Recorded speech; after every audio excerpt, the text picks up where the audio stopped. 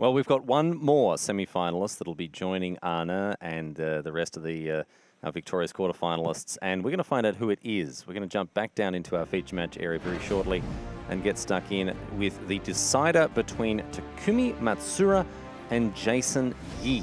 Boros Convoke playing off against, once again, 4 Color Legends. So there's 2 players here. Both of them have done very well to get as far as they have here, yes, but indeed. Only one will proceed on to the semis, and we're going to find out who it is. I'm led to understand we're jumping in game number 5. So this is a decider in every sense of the word. Matsuura got up to a 2-0 start initially, but then Jason was able to dig back in, equalize. Start of game 5. And so now let's find out. Takumi taking on Jason. Game number 5 of our final, of our last, I should say, for the avoidance of doubt, quarterfinal between these two. Let's get underway. Now, I know that you're a big fan of Boros Convoke, so I bet you'll be looking at Takumi slightly. So you'll be looking at Takumi's list here with enormous enthusiasm. What does this? What do the opening turns have to look like here for Takumi? This. Okay. And we'll be back.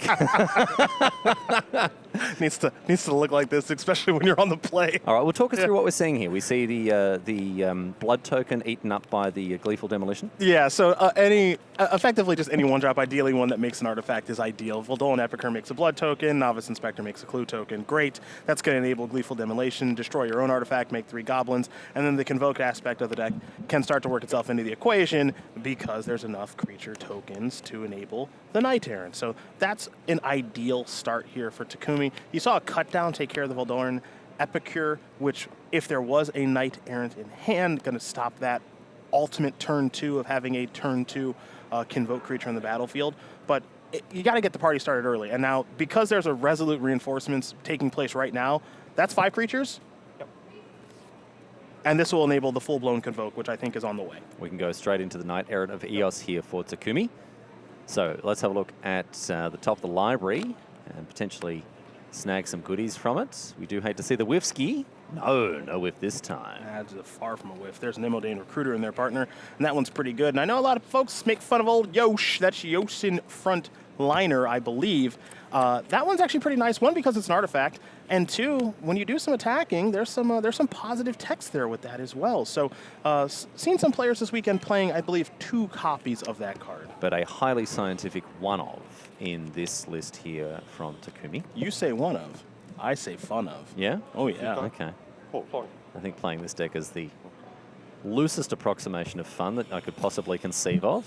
You play all your creatures, I'll just hit you with a Sunfall, baby. Actually, no, I'll probably die before I get to cast the turn. Yeah, yes. All right. Yes. All right, I'll admit it. I'll hit you with a depopulate. How about that? I'm over it. All right. Well, we'll see. We'll find out. Further research required. Go for the throw, taking out the Knight Errant here. Jason leveraging some removal to try to keep the pressure down. But the damage already a little bit done when it comes to that 5-drop. The fact that Takumi would have taken 2 extra cards into the hand there.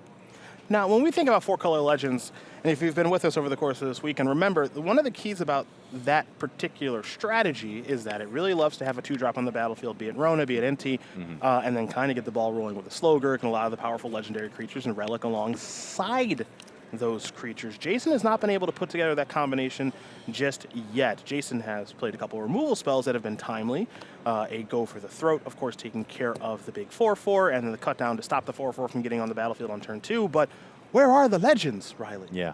Where are the legends? Yeah, we were promised legends, and they're not forthcoming here. And this is one of the problems with Jason's deck, or one of the problems that Jason's deck can run into, is that it's not a control list, right? Correct. You can't just hope to answer threats and wait for your time. You have to be proactive as well as reactive. Get on the board, get your feet under you, and get the ball rolling. And that hasn't happened for Jason just yet.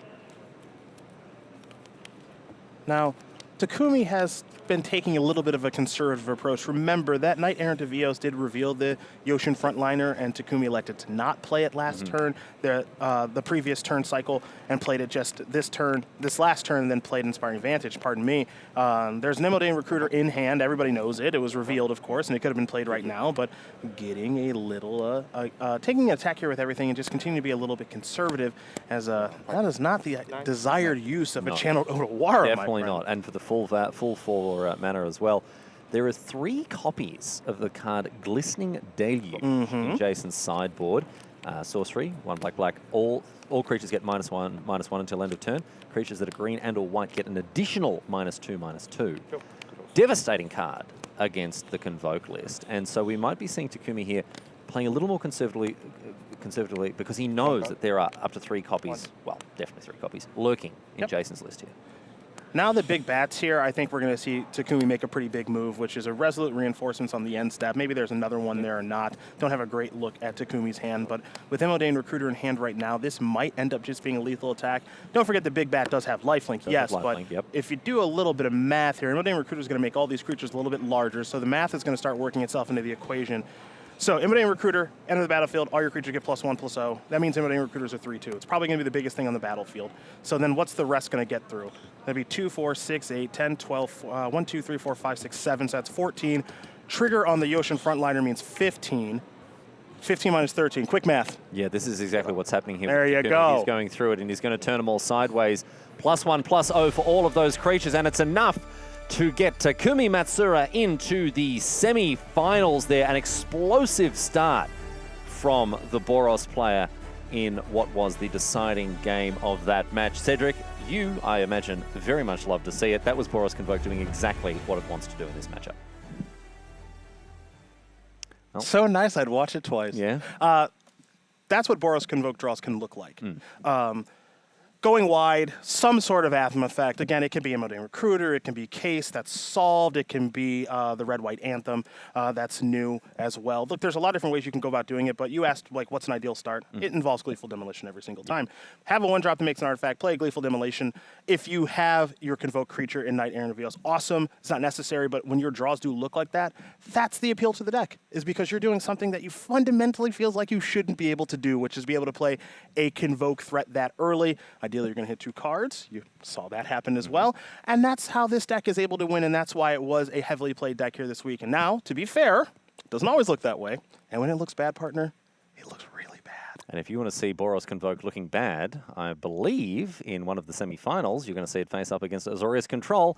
So that'll be an experience that'll be available to you very, very shortly, my friends. We're going to take a quick break, get things set up, back to the news desk. After this, stay with us for continued coverage of Pro Tour Thunder Junction. We'll be back in just a few minutes.